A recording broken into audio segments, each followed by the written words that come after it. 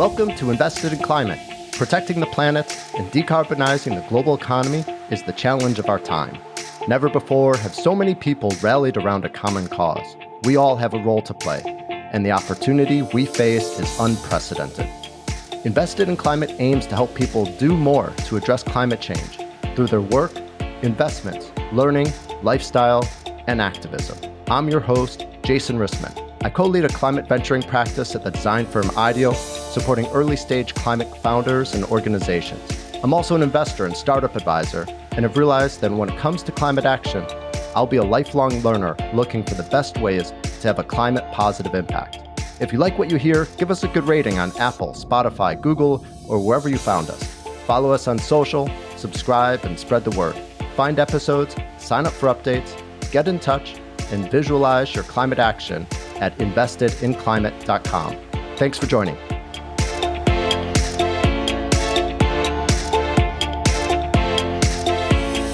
The IPCC report that came out recently found that demand-side changes, including consumer behavior change, can help reduce 40 to 70% of the emissions that we need to cut by 2050. So we do have power, especially when we act together and when we know which choices to focus on.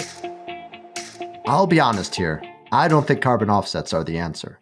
Companies relying only on offsets to become carbon neutral are pushing off the hard work of reducing their emissions. At an individual level, however, buying offsets actually has a different effect. It gets individuals to become more engaged in managing their carbon footprint, in talking about climate, and getting involved in activism. This is some of what I learned from Sanchli Pal, founder of a venture-backed startup called Joro. I suspect you'll learn a lot from our conversation. Enjoy. Hello, Sanchali. Welcome to Invested in Climate. Thanks, Jason. Thanks for having me. So great to have you join us today. I got to hear a bit about your work during our virtual event, New Opportunities for Climate Action. The recording, by the way, is on the Invested in Climate website. And I'm really excited to get to spend more time with you today and learn more about the work that you're doing. Before we dive in, I should ask, how was the event for you? And did you learn anything from any of the other panelists? I loved the event. I think it was one of the most engaged virtual events I've done in a while. There's often Zoom fatigue, but we had an awesome turnout and people were really engaged. That I was impressed by the questions everyone asked. And I got to learn so much about other folks' work. I think I left feeling inspired because other people care and are doing amazing things. And there's so many awesome solutions being worked on. Great. Yeah, I was blown away by the number of questions. They just kept coming, and it definitely made for a vibrant conversation. And thanks again for joining that and for joining us here today. So let's dive in. You are the founder of a company called Joro. What is it, and what's the problem that you're aiming to solve? Joro helps people manage their carbon as easily as they manage their finances. And the problem is really that many of us care about doing something about climate change. Many of us are even alarmed and are actively looking for, is there anything I can do that will make a difference? But it's so hard to make sense of what actually matters and to understand what you can do without drastically changing your quality of life. So Joro meets people where they are. It's a mobile app. You can download it. You connect your credit and debit cards. You can automatically track the carbon of every purchase you make. That's free. It always will be. We want to democratize access to carbon data so people have access to it for their decision making. And then you can find ways to reduce it. You can find ways to change your behavior to lower the emissions from your lifestyle, or you can discover meaningful offsets that we curate and evaluate for you. And it really does matter. I mean, the IPCC report that came out recently found that demand-side changes, including consumer behavior change, can help reduce 40 to 70% of the emissions that we need to cut by 2050. So we do have power, especially when we act together and when we know which choices to focus on. Fantastic. Let's dive into it a bit deeper. Tracking individual carbon footprints is a notoriously hard problem. How are you doing it? So how are you able to actually calculate what a person's footprint is? It is a really hard problem because ultimately when we're tracking carbon footprints, we're tracking energy use. Energy is embedded in everything we buy. It's embedded in the energy we buy for our homes, in our gasoline, even in our clothing or in our food.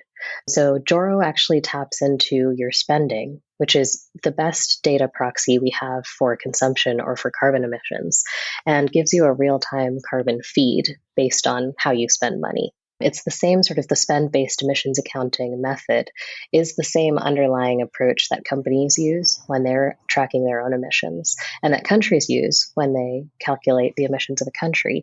We're just adapting those methodologies to be visible to the consumer. Very cool. And I imagine a lot of data science, probably some machine learning in the background, pulling in different data sets, as well as being able to track based upon individuals' consumption.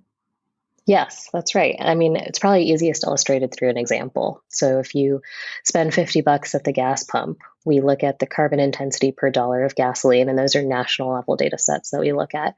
But then we also adjust it for where you purchased it. So I'm in Oakland, California.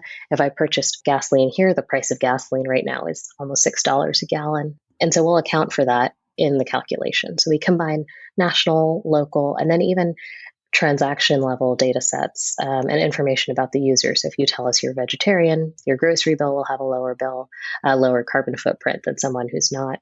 And so there's a lot of combining of data sets and then, as you said, machine learning to be able to recognize purchases effectively. Amazing. And I'll confess, I'm a Joro user. I have the app. And what struck me is just how seamlessly this experience can occur. It's not that I'm entering in each of my purchases, but you actually connect through Plaid, which is a secure platform for connecting credit cards to other apps. And you're able just to see my transactions as they occur and be able to then make calculations about the carbon footprint. The user experience really smooth. I'm glad to hear that. And it really came out of my own experience. I tracked my own carbon footprint in an Excel spreadsheet for several years, and it was extremely tedious. Um, I did discover many things I could do that would reduce my emissions. I ultimately reduced my emissions by 30% over a few years, but it was so much work. And I just want this to be easy. Well, great. So we have a sense now of what you offer users. How do you make money?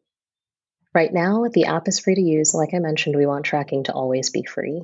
The way we make money right now is if you purchase offsets. So if you decide that you want to reduce your emissions beyond what you can actually change in your life, but actually draw them down by investing in projects around the world that are reducing and removing carbon, then we do work for you. We evaluate and curate offset projects on a rolling basis, and we put together a portfolio of the best offsets on the market that are usually only available to companies with large sustainability teams who can do that kind of research and buy in bulk.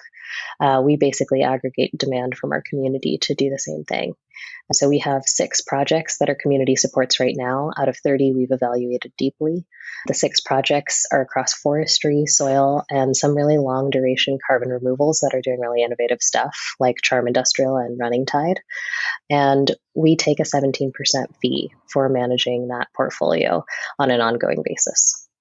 Great. And maybe just to help people understand, what is an offset and how does offsetting work? Offsets are when you pay for carbon to be reduced or removed somewhere else in the world, usually measured in a ton of carbon dioxide equivalent or greenhouse gases. And that can happen through things like forestry projects where you're restoring or planting trees that are capturing carbon as they grow. It can be through, we have a project with Running Tide that's actually sequestering carbon in kelp and seaweed and returning that seaweed to the ocean floor so it's permanently stored at the bottom of the ocean. It can also happen through some technology-based ways, direct air capture projects, for instance. Offset projects vary dramatically in quality and in the amount of time that they last. And we think it's really important for people, if you're going to spend money on reducing or removing carbon somewhere in the world, it should actually be doing what you want it to do. And so we spend a lot of time and effort to make sure that no offset project is perfect, and anyone who tells you otherwise is lying to you. But we spend a lot of time trying to make sure we find the best ones, and then we put together a portfolio that maximizes impact. There's a fair amount of criticism of offsets, concerns about additionality, and I think that's what you're getting to with the idea of them being high quality. But there were concerns that offsets could take credit for carbon sequestration that would happen anyways without an offset being purchased. And also in the corporate space, there's concerns about companies putting off doing the hard work of reducing emissions by instead just buying offsets. How do you think about these concerns? And is it different because you're focusing on individuals rather than companies? I think those are incredibly valid concerns. And those are things that worry me too. When I started on this journey with Joro, offsets weren't a part of the product. And it became one over time as I started to learn more and more about the space and understand not all offsets are bad, but maybe 80 to 90% of them are. I think it is quite similar for individuals as it is for companies. It is irresponsible to be offsetting with poor quality projects that are not actually reducing or removing carbon and using that as a license to pollute. That's not the goal of any of this work. So I think there's a few principles that I would keep in mind as a consumer or as a company if you're approaching offsetting. One is to make sure that you're combining offsetting with a measurement and reduction strategy. Offsetting alone without knowing your carbon emissions or without actively trying to reduce them in some way is not getting us to where we need to be in the next 10 years. Also, it's super important as much as possible to use offsets as a price on carbon. We've seen that at the corporate level, that when offsets are used to set a price on carbon, they actually incentivize reduction. And we're starting to see evidence of that within our community as well.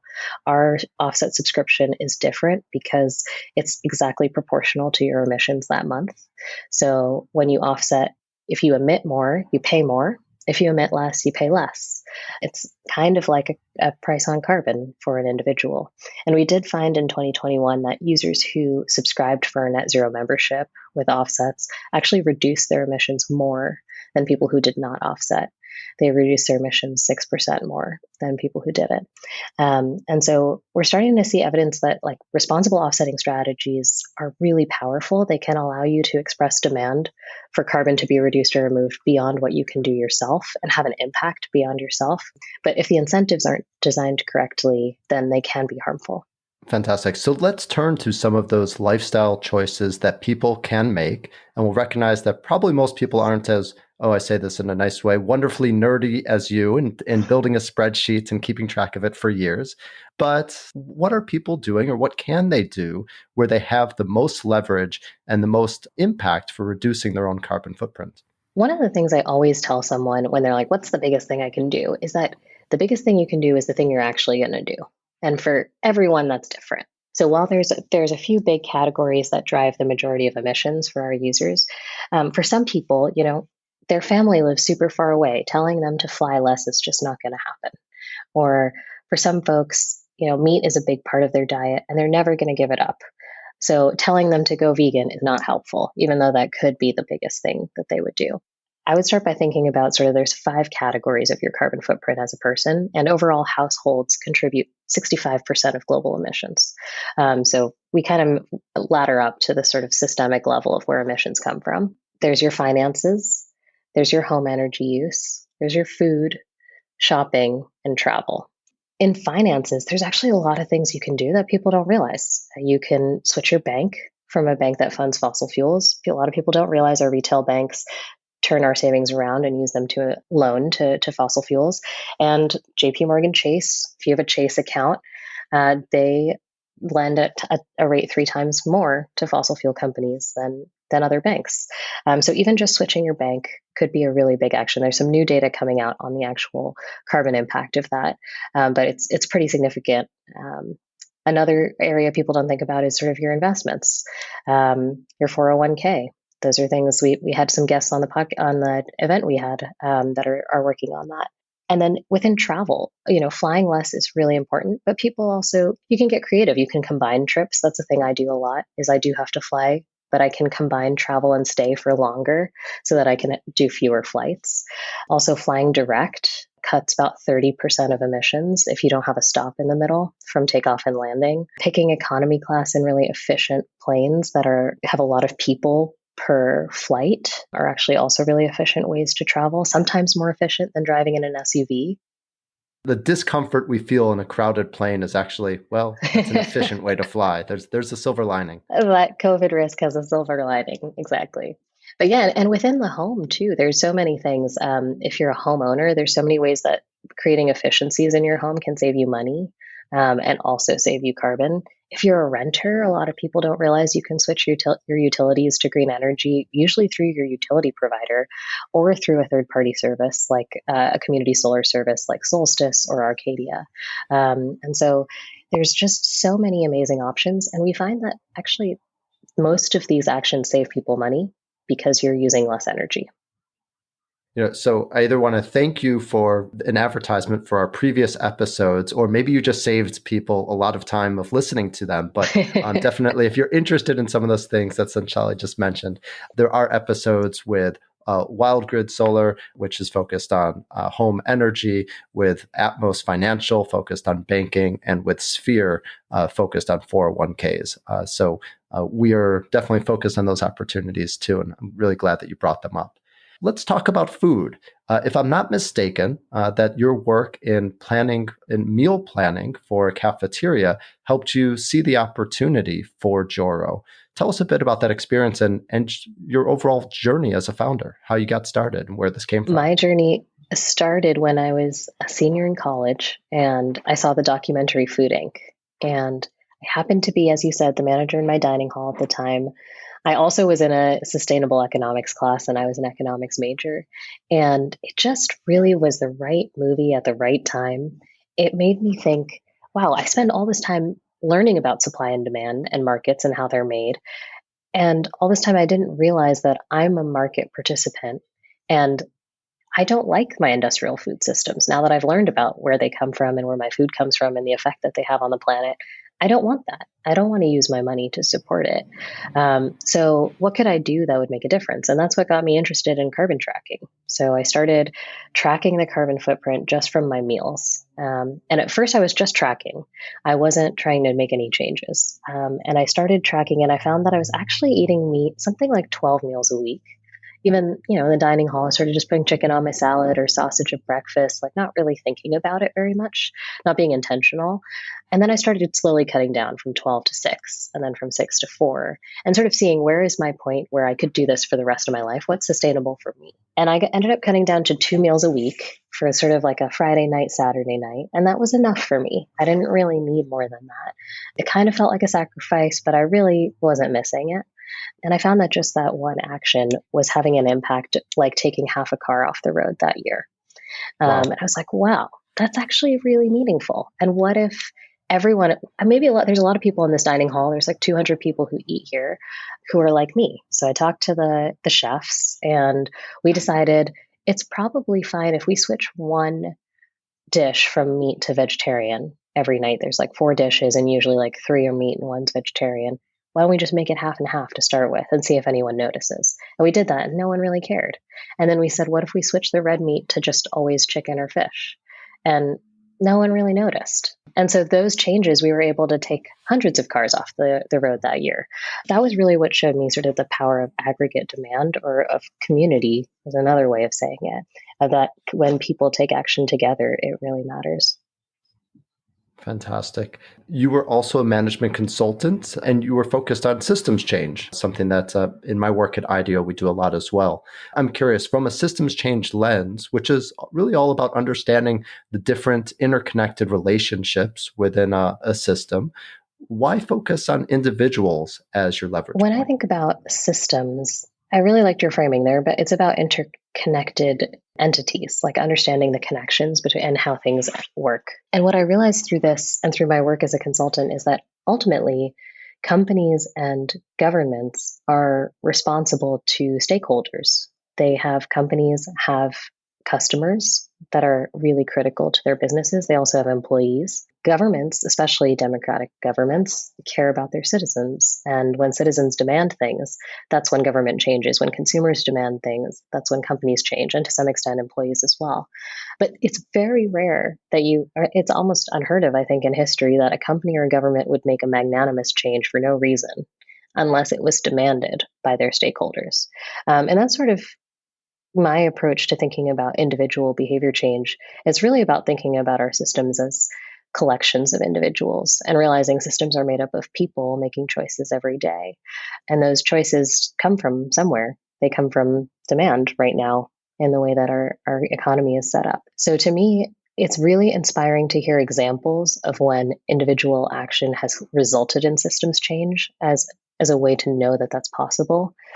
For instance, Greta Thunberg's protests against the Fridays for Future protests and the creation of sort of this flight shame or fly scum ended up resulting in a decrease of flights in Germany and Sweden after those protests by almost 10%.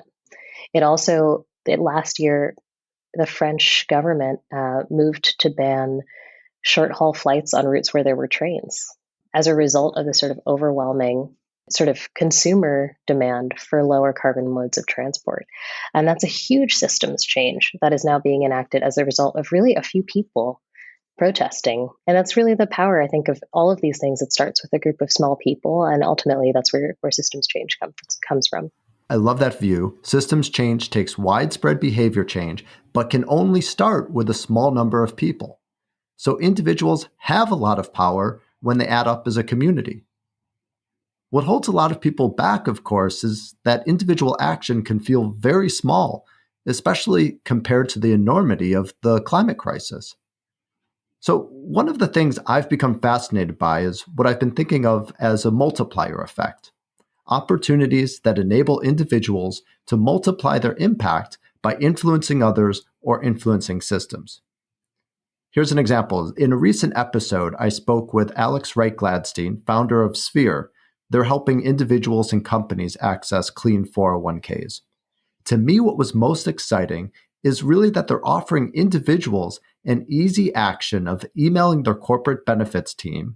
And that easy action could ultimately help move billions of dollars of investments because they're creating a new opportunity for investment for their entire company. So all of their fellow employees would have access to climate positive 401ks. So coming back to Joro, are you thinking about multiplier effects? And if so, as you're aggregating demand and building a community, how are you helping people see that their impact will be multiplied by being part of the Joro community? Yeah, I think that's so important. And there's a couple ways we're thinking about that. The first way is by showing people that they're not alone. In the app, you can follow friends, you can follow people you know, and you'll have a little leaderboard of you versus others. And you can also see with any action you take, other people who are currently taking that action right now. So there's this element of knowing that you're part of something bigger than yourself. And we did find in our impact report last year that folks who followed at least one person on the app lowered their emissions by 20% more than people who didn't. So it does also help just create that accountability and motivation to keep going. And we do a bunch of reporting back on sort of the aggregate impact of our community as well. But something we're working on now is helping to frame actions like the one you mentioned in a way that also allows you to multiply your impact. So that's such a great example. If you can green your 401k, and then you can take the step of actually asking your employer to offer green 401ks to the whole employee base. Or in the case of offsetting, you can offset and essentially be putting a price on carbon for yourself. You can also email your local congressperson about trying to set a price on carbon in your state. And so those are now actions that are not currently included in the app, but are things that we're working on to help folks take personal action and really make that connection to community. Fantastic. So some might be skeptical that consumers will take the time, effort, and expense to think about their carbon footprint. So who are the consumers that you're targeting, and what made you confident that there would be demand for Joro and that you'd be able to engage these consumers? I think it's easy to be skeptical because, to be honest, we have been hearing about the rise of the sustainable consumer for a while, for like a decade at least, and things are changing. I think we are seeing it happen in some areas very rapidly. Like I think the plant-based protein movement is a great example of where this whole industry has come up so quickly, and it's kind of evidence that there's a new type of consumer who's willing to try something completely different for health and environmental benefits. But what made me confident in launching Joro is that there is pretty clear evidence that consumer sentiment is changing at a rate it has never changed before. If you look at Yale's research on 6 Americas of climate change, it's shown that the climate alarmed population, which is sort of the most worried about climate change, worried about it on a daily or weekly basis, has grown from just 11% in 2012 to over 33% last year. That is a massive growth in a very short period of time. We also see now millennial and Gen Z consumers are over 50% of the consumer base, and they value very different things. Global surveys of both millennials and Gen Z show that climate change is their number one concern, even higher than COVID in the last couple of years. And so that's just a radically different generation with different priorities. And they're not willing to accept the things that previous generations were willing to. They demand more from the companies they're going to buy from. Yeah, that's great. We'll include links in the show notes to the Yale website that you mentioned. There's a lot of great research around communicating around climate to different audiences. Meanwhile, you're really focused on the US. Were there examples from abroad that also inspired you or made you confident that US consumers could continue this trend to being more sustainably minded and more concerned about their carbon footprint? Other countries have been, I think, farther ahead in some ways than the US, in both in terms of the general population's concern about climate and also in terms of regulation and company action. I think the EU is a great example where folks report being climate alarmed at a rate even 1.5 times higher than in the US. And actually, at the policy level, there's much more stringent policies requiring carbon disclosures from companies, which we're starting to see play out in the US as well, which is very encouraging. But I do think that there's examples from other countries who are farther ahead in taking action. And also, frankly, living in other countries personally, I lived in India and Ethiopia before I started working on Joro. You see the effects of the climate crisis firsthand much more starkly. It's inescapable when you see flooding during the monsoons, or you have to stay inside for days because it's been 110 degrees for a week, or when I was in Ethiopia, there was one of the worst droughts in decades. And people's entire livelihoods are wiped out. It's not just, I have to close my windows because of the smoke, that's bad. But a lot of us have the ability to cope with it. Based on where we live. But there's so many communities who don't have those protections. And when you see that every day, there's no question that the climate crisis is happening. So, how's it going? Are you getting the level of interest and membership that you'd assumed you would? It's been really amazing and inspiring to see how what we're building is resonating with a really, really large group of people. When I started on this journey, I felt pretty alone personally. Tracking my carbon footprint felt kind of weird, and I did not really tell many people about it for several years. But once we built this product and we started, it's been pretty much all organic growth to date, word of mouth, people finding us either through our own content or content other people are writing about us. And we sort of built this incredible early community of people who are like, yeah, why doesn't this exist? And that's the most amazing thing when people say, as soon as I heard about Joro, I realized this is the most simple thing in the world and I should be doing it. That sort of feels like it's really hitting on something core, is like, yeah, manage our carbon like we manage our money. Like, why not? This year, one of the things that was really powerful was we were named one of the Time 100 most influential companies of the year. Wow. Which is crazy. Congratulations. We're 10 people. Yeah, Thanks. That's great. But there's like Netflix and, Airbnb and these giant companies who are the most influential companies of the year. And the fact that our little startup that's doing this crazy, wacky thing that doesn't really exist right now is in there, it means to me that carbon tracking is part of the future. Like, carbon data is one of the most valuable metrics we have. And it's currently just way underutilized. So I think of it similar to the mindfulness revolution, where a few years ago, no one was really using a meditation or mindfulness app, and no one was really talking about it. People who meditated were crunchy hippies. One of the founders of Headspace, Rich Pearson, is one of our investors, and hearing their stories really has helped us think about sort of where we are in culture in this cultural moment and sort of what could be coming in the future. A couple of years from now, it'll just be normal for everyone to know their carbon emissions and to be managing them intentionally towards some sort of future wealth, rather than just racking up carbon debt without knowing about it. That'll just be normal for people to have a climate practice, just like you have a mindfulness practice. And that's really the cultural sort of change that we see and we feel like we're in the position to help create. Yeah, what you're describing is, and this is really interesting, is it's not just about helping people manage their carbon footprint, but it's contributing to a cultural change, as you said, a paradigm shift, a change in consciousness.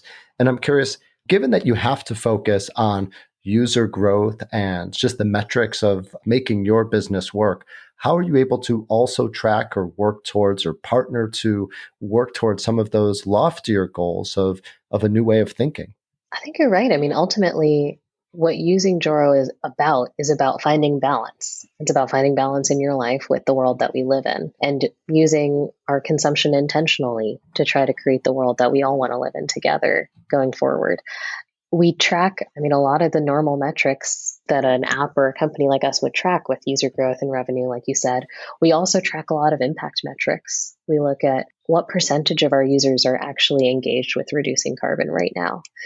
We look at how much carbon per person is being reduced or removed. We found last year that our average user who is tracking their emissions for the course of the year lowered their footprint by about 21%. Wow. About half of that was through behavior change, about half of it was through offsets. And that's really powerful. That's really, really incredible. And I think some of the other stuff that you're talking about really won't be able to be measured in metrics, but will only be able to be seen in culture and sort of happens through brand and through popular culture of sort of, is carbon awareness, climate awareness, sort of this understanding of our mutual coexistence with nature becoming a bigger part of what's accepted in the mainstream and what's sort of taken as the norm.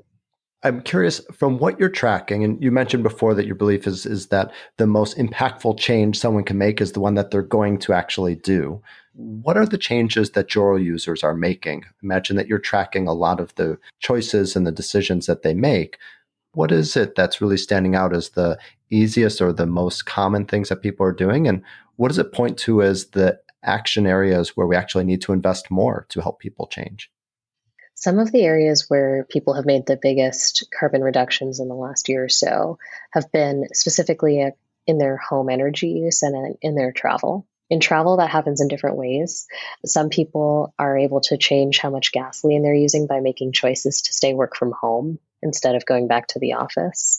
Some people are making changes in how much they fly. We've heard a lot of reporting of combining trips or taking fewer flights, doing road trips. A lot more willingness to do road trips now. That might be a good thing, sort of a lasting thing from COVID. Or excited to get back on trains again because it's just so new and something we haven't been able to do in a while. Also, a lot of folks offsetting flights. When you have meaningful offsets and you do have to fly, that's a great way to do it. And then in home energy use, people doing things like turning down the thermostat, using less electricity at home, actually heating and cooling. People don't realize it's like 50% of your energy use in the home. It's one of the biggest areas where you can save energy and save money, as well as unplugging devices. 23% of energy use in our home comes from idle devices across the US. So getting smart strips, putting them on timers so that they're not always using energy when you're away from home. Or, using cold wash and air dry, also another big source of energy use. Or then also just straight up switching their utilities to clean energy like we were talking about through their utility provider or a third party. Those were some of the most impactful actions people took. But we also got a lot of interest in some of our articles and guides on how to do things that maybe might take longer for people to decide to do. But things like how to build a sustainable wardrobe was one of our most popular articles we wrote. So like thinking about over time, how do you move from a fast fashion wardrobe to a more like longer lasting and thrifted wardrobe? Or people thinking about how to green their banks. That was a big one that it takes time and effort, but there's a lot of interest. Working on climate and thinking about it all the time, it can get really sad and scary sometimes. And I do think that those feelings of like isolation and guilt are very real. And what brings me joy and hope is when I see people taking action and see how deeply so many people care about this. There's thousands of people on Joro who are taking action together, actually tens of thousands of people. And that's amazing to see. Talking to other folks about what they've done, it gives me inspiration and it gives me hope and also some accountability for things that I'm trying to do. So climate crisis isn't any of our faults. None of us caused it, but that doesn't mean we're powerless either. We don't have to give that up entirely. So I hope that people who listen to this will feel like, kind of give yourself some grace. That's my hope, is that people develop a carbon intuition and they know which things to stress about, which ones not to. I don't really worry if I forget to bring my cup to the coffee shop anymore, because it's in the grand scheme of things, that choice doesn't matter that much relative to what I'm putting in my cup, or relative to what I eat for lunch, or relative to how I chose to get to work that day. Those are really the big choices I should be focusing on. And so I do think it gives you a little bit of like relief that you don't have to worry about everything. Sanchali, thank you so much for all of your insights and sharing your story with us. I always ask this question to end with. This podcast, Invested in Climate, aims to help listeners do more to address climate change, really through 5 categories of action: work, investments, learning, lifestyle, and activism. We've talked a lot about the power of lifestyle decisions, also have touched on political activism and investments.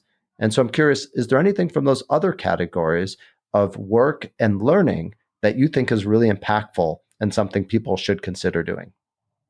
I love that framing. I think all of us, when we think about like sort of centering in what power we have to address the climate crisis, we can think about the resources within our control.